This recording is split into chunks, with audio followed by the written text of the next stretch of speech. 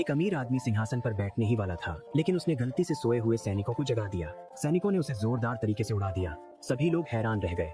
असल में सैनिक फिर से जीवित हो गए थे। पुरातत्वविद ने बताया कि जब राजा की मृत्यु 1000 साल पहले हुई थी, तब सभी सैनिक भी मारे गए थे। यह सब सिर्फ सिंहासन की रक्षा के लिए था। जो भी सिंहासन पर बैठ सकेगा, वह इन सैनिकों को नियंत्रित कर सकेगा और नया राजा बन जाएगा।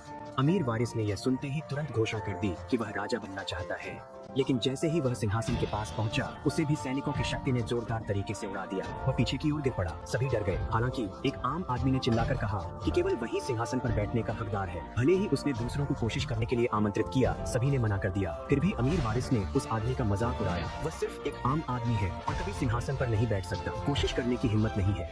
सभी ने उस आदमी पर शक किया। अगले ही पल उस आदमी ने एक दिव्य ड्रैगन को बुला लिया। उसने यहाँ तक कि 1000 साल पुराना एक औपचारिक वस्त्र भी पहन लिया। उसकी भव्यता देखकर सभी लोग दंग रह गए। वह आदमी सहजता से सिंहासन पर बैठ गया। रक्षक सैनिक भी उसके सामने घुटनों के बल झुक गए। उसने सभी सैनिकों का नियंत्रण अपने हाथ में ले लिया।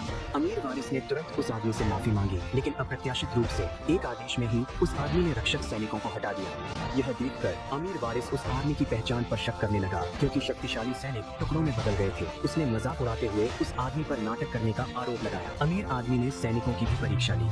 अमीर वारिस ने घमंड से उस आदमी को सिंहासन से उतरने का आदेश दिया, लेकिन अगले ही पल उस आदमी ने अमीर वारिस को थप्पड़ मारा और उसे घुटनों के बल बैठकर माफी मांगने का आदेश दिया। फिर भी अमीर वारिस अब भी संतुष्ट नहीं था। उसने प्रशासक को बुलाया ताकि वह उस आदमी को सबक सिखा सके। लेकिन जब उस आदमी ने प्रशासक को देखा, तो उसने तुरंत खुलासा किया कि प्रशासक पहले एक भिखारी था, एक चापलूस नौकर जो सिर्फ उसी की वजह से सत्ता में आया था। उस आदमी ने नौकर को बुलाया और उसे तुरंत वहाँ आने का आदेश दिया।